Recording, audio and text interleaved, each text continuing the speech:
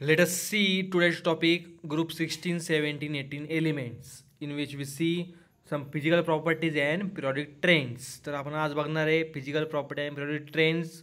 आता पहिली गोष्ट म्हणजे पी ब्लॉक एलिमेंट म्हणजे कोणते, तर 13 to 18 ग्रुप जे आहेत ते पी ब्लॉकमध्ये येतात, बरोबर. मग आपल्याला यांच्यापैकी कोणते बघायचे आहेत, 16, 17 आणि 18. त्यापैकी 16 आहेत चाल्कोजन्स, 17 आहेत हॅलोजन्स आणि 18 आहेत inert gases. Okay. The next there is, विचार केला तर बघा ग्रुप 16 कोणते आहेत, मी म्हणल्याप्रमाणे चाल्कोजन्स. म्हणजे ही जे आहेत एलिमेंट शोईंग व्हॅरिड ऑक्सिडेशन स्टेट. आता यांचे ऑक्सिडेशन स्टेट वेगवेगळे असतात. नंतर आहे ग्रुप 17, ते मोस्ट रिॲक्टिव्ह नॉन मेटल आहेत आणि त्यांच्या इलेक्ट्रोनिगेटिव्हिटी हाय असतात, यांचं एक वैशिष्ट्य आहे. ग्रुप 18 जर बघितलं तर नोबल गॅसेस आहेत, ते केमिकली इनर्ट आहे आणि त्यांचं ऑक्टेट कॉन्फिगरेशन कम्प्लीट असतं. Okay. The next group 16 element. आता चाल्कोजन्स म्हणजे काय, ऑक्सिजन फॅमिली म्हणजे काय, तर आपल्याला माहिती आहे आपण जो गॅस आतमध्ये घेतो शरीरामध्ये घेतो कोणता असतो, ऑक्सिजन. ओके. मग त्या ऑक्सिजनच्या नावावरून चाल्कोजन्स हे नाव दिलेलं आहे या फॅमिलीला. तर ग्रुप नंबर 16 म्हणजे चाल्कोजन्स. फर्स्ट येतो ऑक्सिजन. ऑक्सिजन जो आहे या ठिकाणी most abundant element on earth for essential for respiration and combustion. म्हणजे oxygen does not burn but support to burn, ही एक जी कन्सेप्ट आहे ती ऑक्सिजनची एकदम बरोबर आहे. तो कंबशनमध्ये हेल्प करतो, वरतून रिस्पायरेशनमध्ये हेल्प करतो. ऑक्सिजन जर डायॲटॉमिक असेल तर O2 असतो आणि ट्रायॲटॉमिक जर असेल तर O3, तर तो ओझोनमध्ये असतो. ओके. दुसरी गोष्ट म्हणजे सल्फरची. विचार केला तर सल्फर कसा आहे, येलो क्रिस्टलाइन सॉलिड आहे आणि तो एक्झिस्ट करतो मल्टिपल ॲलोट्रॉपिक फॉर्ममध्ये, म्हणजे S4, S8, S5 जे असेल ॲलोट्रॉपिक फॉर्म, आणि found in volcanic regions and crude oil. Sulphur कुठं सापडतं, व्हॉल्कॅनिक रिजन्स म्हणजे ते ज्वालामुखी आहे त्या ठिकाणी सल्फर बाहेर पडत असतं. आता सल्फरचा दुसरा यूज म्हणजे काय, जे आपण साखर खातो त्या साखरेमध्ये सुद्धा सल्फर पडत असतं. साखरेमध्ये सुद्धा सल्फर यूज करताना, त्यामुळे आपण म्हणतो की साखर खाल्ली नाही पाहिजे बिकॉज त्यात सल्फर असतं. आणि ही सल्फर अजून कुठं यूज करतात, ज्या ठिकाणी फटाके बनतात त्या फटाके बनताना सुद्धा सल्फर वापरतात मसाला म्हणून. मग जे एवढं हानिकारक सल्फर आहे ते आपण खाल्लं नाही पाहिजे, पण आपण ते खातोय, साखर खातोय आपण काही प्रमाणात, ती कमी केली पाहिजे. डॉक्टर त्याच्यामुळेच म्हणतात की त्यात सल्फर आहे. ओके. नेक्स्ट येतो सेलेनियम. हा ग्रे मेटलॉइड आहे, ग्रे कलरचा मेटलॉइड. सेमी कंडक्टिंग प्रॉपर्टी याच्यामध्ये. आता सेमी कंडक्टर म्हणजे काय, त्यांची कंडक्टिव्हिटी कंडक्टर आणि इन्सुलेटरच्या मध्ये असते, दॅट आर सेमी कंडक्टर. आणि हा मायक्रोन्युट्रियंट हे लिव्हिंग ऑर्गॅनिझमसाठी, आपल्यामध्ये सुद्धा सेलेनियम असतं शरीरामध्ये. मायक्रोन्युट्रियंट म्हणजे व्हिटॅमिनसारखा, व्हिटॅमिनचा मायक्रोन्युट्रियंट आहे, तसेच ते सेलेनियमसुद्धा मायक्रोन्युट्रियंट आहे. Okay. The next fourth number tellurium. आता सिल्वरी व्हाईट असलेला हा मेटलॉइड हा खूप रेअर आहे आणि हा यूज कुठं केला जातो, मेटलर्जीमध्ये, सेमी कंडक्टर ॲप्लिकेशनमध्ये. ज्या ठिकाणी semi conductor P N junction diode बनतं त्या ठिकाणी टेलोरियम वापरतात. Okay. The next polonium. Polonium हा काय आहे, हा एक रेडिओ ॲक्टिव्ह मेटल आहे and extremely rare and hazardous, discover by Mary Curie. आता मेरी क्युरी नावाच्या एक सायंटिस्टने पोलोनियमचा शोध लावलेला आहे, डिस्कवर केलेला आहे. मेरी क्युरी स्वतः कॅन्सरनी मेल्या. कसं काय मेल्यात, कारण की मेरी क्युरी ज्यावेळेस प्रयोग करायच्या ते हायली रेडिओ ॲक्टिव्ह जे मेटल होते त्यांच्या शरीरावर त्यांनी परिणाम केला आणि त्या कारणास्तव त्यांना कॅन्सर होऊन ते मेले. तर पोलोनियमचा शोध कोण लावला आहे, मेरी क्युरीने लावला आहे. Okay. Then physical properties of group 16 element. पहिले आहे atomic radius trend. Atomic radius trend कसा आहे बघा. आता atomic radius increases progressively down the group due to addition of new electron shells. आता बघा जसं जसं इलेक्ट्रॉन वाढत जातात, जसा ॲटॉमिक नंबर वाढत जातो तसं नवीन नवीन शेल्स ॲड होतात. आणि या नवीन शेल्स ज्यावेळेस ॲड होतात त्यावेळेस काय होतं, त्यावेळेस त्या ठिकाणी size of the atom get increases, size increase होत जाते. आणि जर साईज इन्क्रीज होत असेल ऑलमोस्ट काय होईल, ॲटॉमिक रेडियससुद्धा इन्क्रीज होईल. While polonium has the largest 167 picometre आणि ऑक्सिजन ॲट स्मॉलेस्ट 66 पिकोमीटर. म्हणजे 66 to 167 पर्यंत चाल्कोजन्सचं ॲटॉमिक रेडियस असते.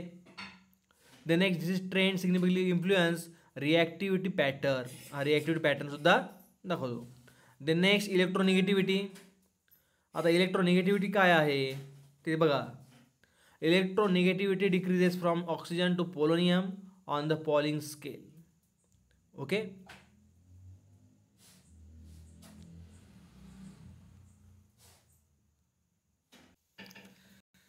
Then next electronegative values. Electronegativity decrease from oxygen to polonium. आता ऑक्सिजनची स्मॉलर साईज आहे आणि इलेक्ट्रॉन गेन कॅपॅसिटी जास्त असल्यामुळे त्याची काय इलेक्ट्रोनिगेटिव्ह जास्त आहे. ओके. जास्त काय बोलण्याचा अर्थ नाही. Ionization energy pattern. आता आयोनायझेशन एनर्जी म्हणजे काय बघा. डिक्रीज होते down the group from atomic size increases. जर ॲटॉमिक साईज वाढली तर आयोनायझेशन एनर्जीसुद्धा काय होईल कमी होईल. का कमी होईल याला कारण आहे. Experience is reduce nuclear attraction. Nuclear अट्रॅक्शनमुळे काय होते रिड्यूस झालेलं न्यूक्लिअर अट्रॅक्शन हे आयोनायझेशन एनर्जी कमी करण्यास कारणीभूत आहे. आणि यापैकी ऑक्सिजन जे आहे त्याची हायेस्ट फर्स्ट आयोनायझेशन एनर्जी आहे दॅट इज 1314 kJ/mol. ओके. आता बघा ऑक्सिजनची सगळ्यात कमी किती 66 PM स्मॉलेस्ट ॲटॉमिक रेडियस आहे. सल्फरची 104 आहे, मॉडरेट इन्क्रीज झालं आहे. नंतर पोलोनियमचे किती 167 आहे, लार्जेस्टिंग ग्रुप. या व्हॅल्यू जस्ट रिमेंबर करा, पाठ करायची गरज नाही. आता ग्रुप 70 म्हणजे halogens. Salt formers natures most reactive non metal कोणते आहेत. Fluorine, chlorine, bromine, iodine, astatine. FCl, Br, IAT. Okay. Term salt producer. Halogen means काय salt producer. Their tendency to form ionic salt with metals. Each halogen exist diatomic molecules in their essential elemental state. Okay. आता हा salt producer आहे. कशासोबत react केल्यावर मेटलसोबत जर react झाला तर salt produce करतो. आणि each halogen exist diatomic molecule in the elemental state. म्हणजे जे नेचरमध्ये ऑप्टेन होतात त्यांची जी स्टेट असते ती डायॲटॉमिक असते. हा एक पॉईंट लक्षात ठेवणं आवश्यक आहे. The next fluorine that is pale yellow gas most reactive element known attack glass and metals vigorously. Then chlorine greenish yellow gas with pungent odour use extensively for water purification. क्लोरीनसुद्धा use करतो आपण. नंतर bromine आहे reddish brown fuming liquid आहे. Only non metallic liquid elemental at room temperature. Reddish brown कलरचा आहे, non metallic liquid असतो हा. आणि क्लोरीन काय गॅसेस आहे.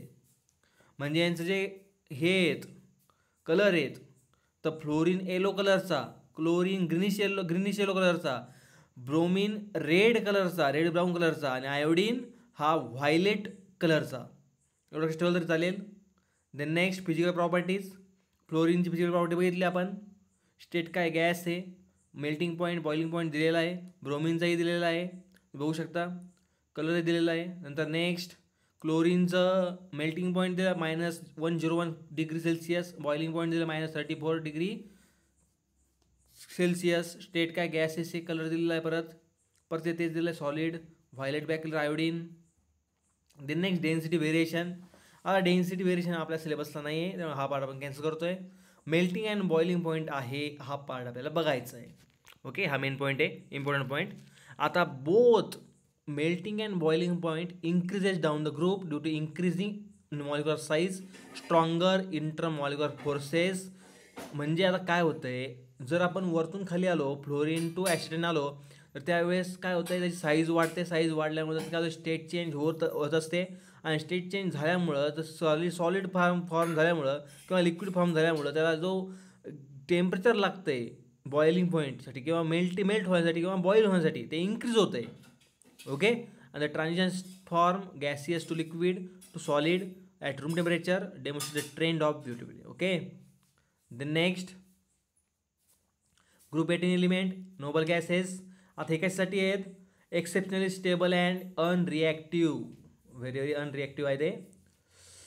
नोबल गॅस कोणते आहेत हेलियम, निऑन, अर्गॉन, क्रिप्टॉन, थिनॉन, रेडॉन. कसं पाठ करणार आहे हिना नीना और करीना का झेरॉक्स रंगीन. हिनाचं HE म्हणजे हेलियम, नीनाचं NE म्हणजे निऑन, ऑरचा AR म्हणजे अर्गॉन, करिनाचा Kr म्हणजे क्रिप्टॉन, झेरॉक्सचा Xc म्हणजे झिनॉन आणि रंगीनचा Rn म्हणजे रेडॉन. ओके.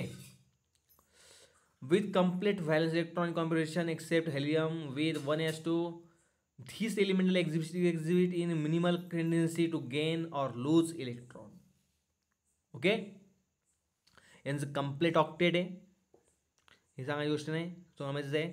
लो रिॲक्टिव्ह आहे, मोनो ॲटॉमिक नेचर आहे, आणि दुसरी म्हणजे unique property colourless odourless gases with special applications. हे सगळ्यात हलके असतात.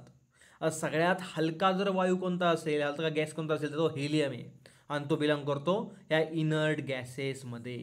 हे जे कलरलेस आहे, ऑर्डरलेस आहे आणि केमिकली इनर्ट आहे, कोणाशीच रिॲक्शन करत नाही, म्हणजे आपण याला युनिक प्रॉपर्टी म्हणतोच. आता हिस्टोरिकल नोट काय आहे, noble gas discovered relatively 1890 to 90 because their extreme unreactivity. The discovery challenged the periodic table completeness and led to addition of new group.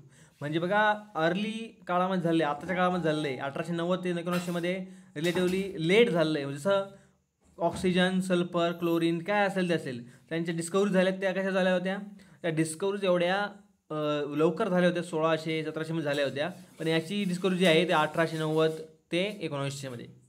Okay, हे एक फॅक्ट आहे. Physical property of group 18 elements, physical property बघितल्या, atomic size trend बघितलं, तर group 60 प्रमाणे atomic size trend कसं आहे, ह्या ठिकाणी ॲटॉमिक साईज ट्रेंडमध्ये जर बघितलं आपण, तर हेलियमपासून तर रेडॉनपर्यंत ॲटॉमिक साईज इन्क्रीज होते, म्हणजे up to down atomic size increases. Okay. The next, ionization energy pattern. आता noble gases possess highest ionization energies within the respective periods. म्हणजे पिरियडिक टेबलमध्ये सगळ्यात जास्त हायेस्ट जर कोणाची एनर्जी असेल, कोणती आयोनायझेशन एनर्जी कोणाची आहे ती आहे नोबल गॅसेसची. ओके. किती आहे ती, हेलियमची किती आहे, 2372 किलोजूल पर मोल, म्हणजे 2372 ही किलोजूल पर मोल एवढी एनर्जी आहे हेलियमची फर्स्ट आयोनायझेशन एंथॅल्पी. आणि सगळ्यात कमी जर पाहिली रेडॉनची तर किती आहे, 1037 किलोजूल पर मोल, हे लोएस्ट आहे त्यांच्या मनाने.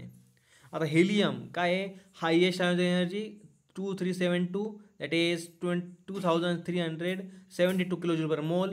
डाऊन द ग्रुप म्हणजे progressive decrease in the ionization energy. रेनॉन सगळ्यात कमी आहे.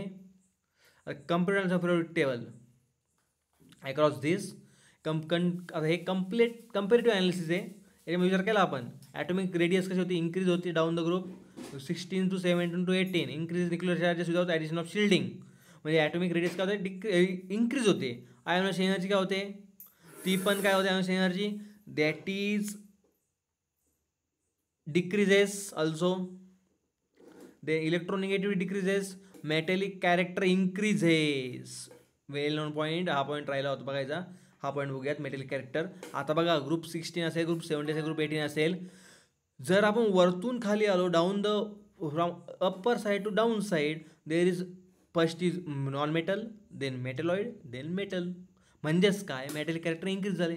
मेटॅलिक कॅरेक्टर म्हणजे काय, मेटलचं कॅरेक्टर वाढतं आहे. म्हणजे काय, नॉन मेटलपासून तो मेटलॉइडवरून गेला, मेटलॉइडपासून तो गेला कुठं, मेटलपर्यंत. Okay. Then next, real world application. रिस्पिरेशनमध्ये ऑक्सिजनचा यूज होतो, वॉटर प्युरिफिकेशनमध्ये क्लोरीनचा यूज होतो, लाईटिंग टेक्नॉलॉजीमध्ये नोबल गॅसेसचा यूज होतो, मेडिसिन ॲप्लिकेशनमध्ये आयोडीनचा यूज होतो, इंडस्ट्रियल केमिस्ट्रीमध्ये सल्फरचा उपयोग होतो, वेगवेगळ्या हॅलोजनचा उपयोग होतो, आणि इलेक्ट्रॉनिक टेक्निकमध्ये सेलनेमचा उपयोग होतो. म्हणजे फोटो सेल्समध्ये आपण मगाशी म्हणलं आहे ना, सेमीकंडक्टरमध्ये, याच्यामध्ये होतो. ओके. तर हा होता आजचा आपला topic, general introduction and physical and chemical properties म्हणणार ट्रेंड ऑफ ग्रुप 16, 17, 18 एलिमेंट्स.